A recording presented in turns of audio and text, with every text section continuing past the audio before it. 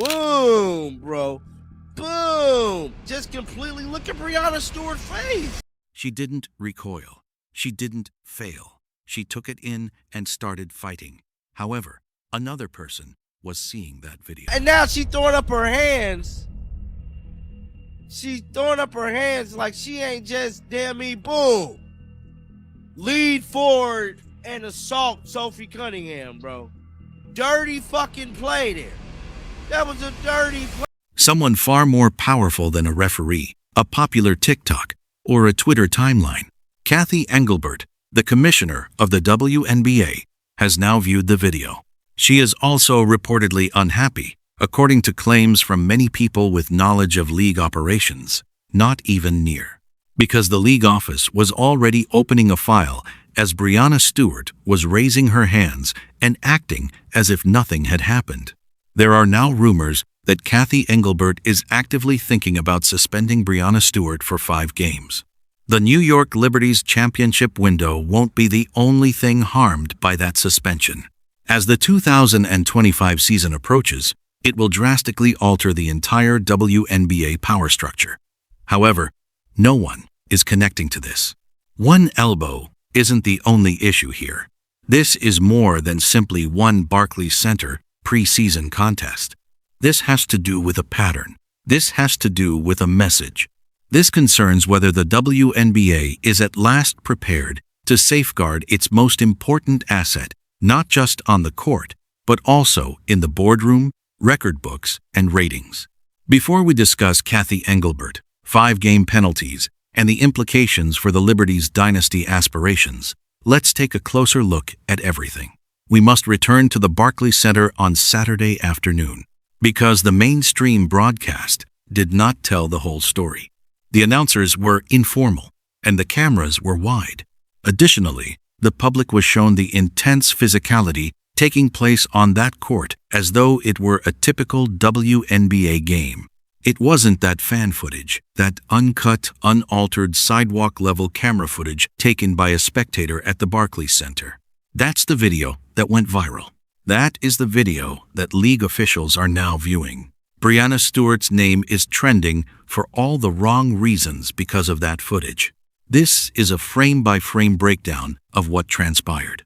A preseason match between the Indiana Fever and the New York Liberty had the intensity of a regular season contest. The Liberty had a well-thought-out, methodical, and, to be honest, cynical defensive approach going into this game. They had no intention of trying to beat the Fever. They had no intention of outshooting them. They intended to harass them. They intended to make it tangible. They were aiming to put Caitlin Clark under as much pressure as possible and challenge the referees to call it, and it was working. The Liberty defenders were hand-checking for the time being.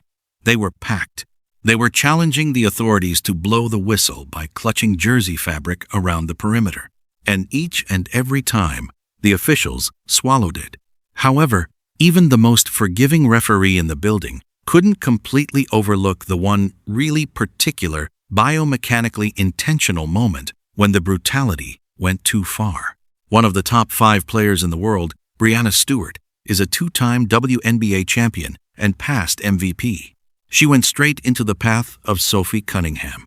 Not to set a position, not to set a screen, she threw her upper body forward, pulled her arm away from her chest, and struck Sophie Cunningham squarely in the chest with her elbow.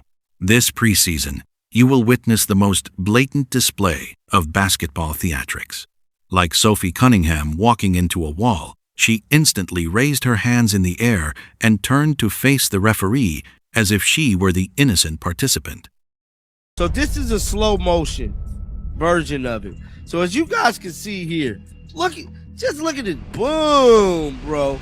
Boom. Look at the biomechanics of that play in slow motion. Stewart's feet are moving outside the arc. She is not stationary. She physically projects her body weight forward. Examine the play's biomechanics in slow motion. Stewart's feet are not in the arc. She is not motionless. Her body weight is physically projected forward. She's not preparing to make contact. She stretches her arm out from her body. She is not defending herself. She's taking the lead. She is the aggressor. and league officials are observing the same thing as they watch the video. This is where the tale turns from controversy to something the WNBA hasn't seen in a long time. Sophie Cunningham did not go to the bench after taking an elbow from Breanna Stewart.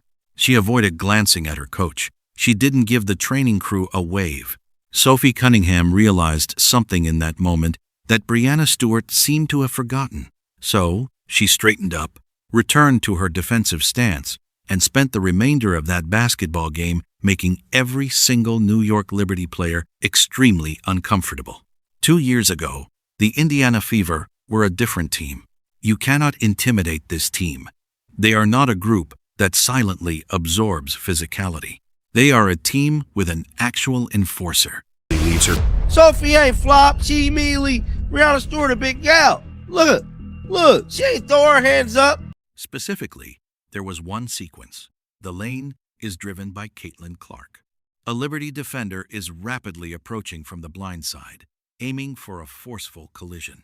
And like a freight train, Sophie Cunningham rushes in from the weak side. She doesn't prod the defender. She doesn't give her a tap. The Liberty defender entirely gives up on her because she sets a screen that is so powerful, well-timed, and unyielding. Sophie Cunningham did not raise her hands. She didn't fall apart in a big way. She didn't give the referee the beseeching look that asks, "Did you see that?" She carried out the actions of enforcers. She stiffened her body, grounded her feet, performed her duties, and went on to the next performance.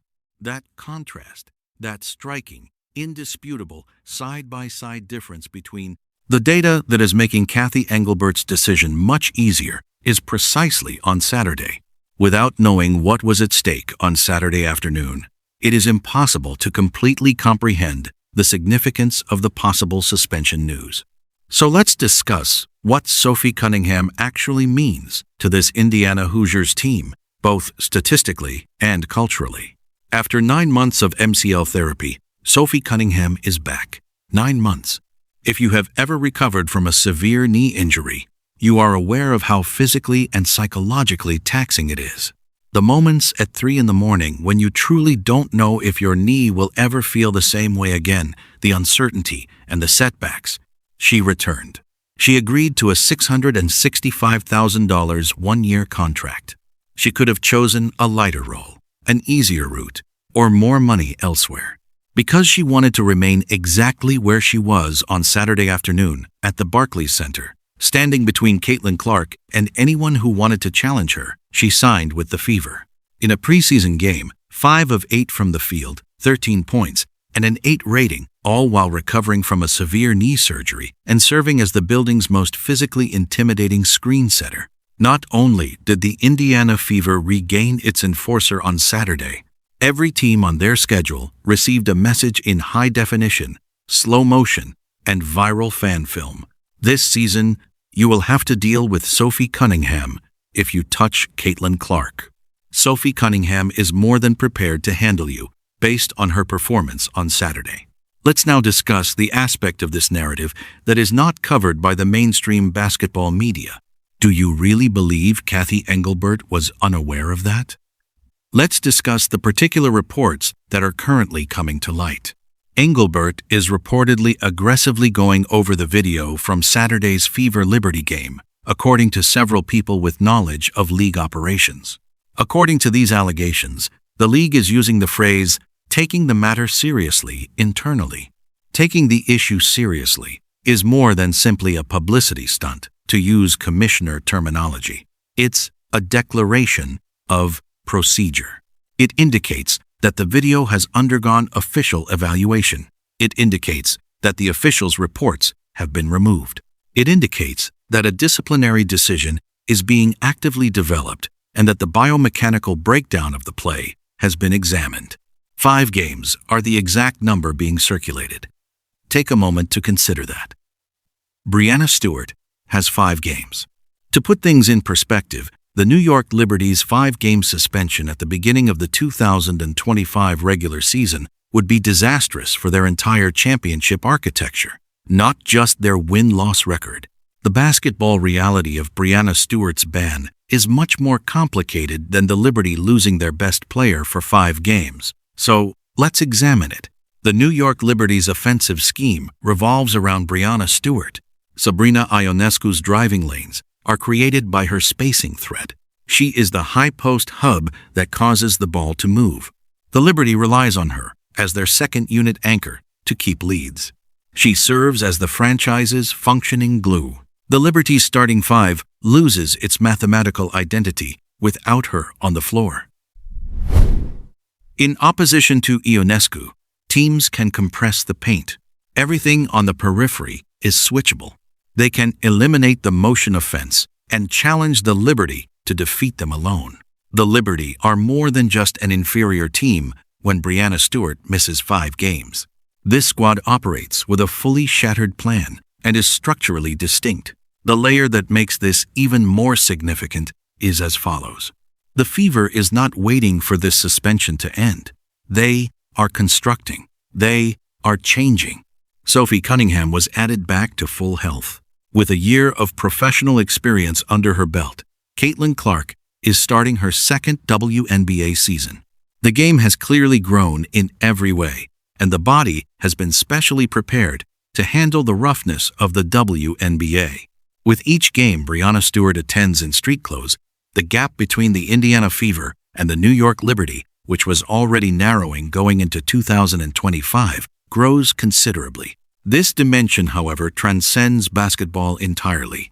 Every roster, coaching staff, and front office in the WNBA will be affected if Kathy Engelbert suspends Breanna Stewart for 5 games, especially if the official league communication lists the physical contact with Sophie Cunningham as the main infraction. The message is straightforward. The days of unrestrained violence against Caitlin Clark are past. This is the aspect of Stewart that adds to the complexity of the narrative. She is not a bad person. She is among the best players in WNBA history. She is an Olympic gold medalist, a champion, a past MVP, and a truly significant part of the league's long-term cultural identity. Preseason game at the Barclays Center 2025. The entire basketball world is now watching it on repeat after a fan with a smartphone shoots it from 17 rows up. Now, Kathy Engelbert must make a difficult choice. She will support the claim that the league is finally serious about safeguarding its franchise player if she suspends Stewart. She physically draws a line in the sand. She conveys to all of the league's veterans that the days of testing Caitlin Clark without consequence are over. With the enormous new fan following that joined the WNBA primarily thanks to Clark, she gains credibility. The entire basketball world is waiting to see Kathy Engelbert's choice because both options have significant ramifications. We must return to Sophie Cunningham before we wrap up this tale, because the woman who started it all by refusing to be intimidated is the true hero of this narrative in a film that purports to be about Breanna Stewart's possible league suspension. Having had surgery to heal his knee, he is here for the celebration and is demanding dubs. That's the 2025 Indiana Fever. That's the spirit of a franchise that isn't content to just be the narrative. Their goal is to win. The Indiana Fever are currently the most dangerous team in the WNBA, with Sophie Cunningham returning, Caitlin Clark starting her second season healthy and hungry, and Kathy Engelbert possibly about to send a league-wide message on their behalf. Click subscribe. Press the alert bell. Due to the fact that the next scheduled preseason game is against the Dallas Wings on April 30.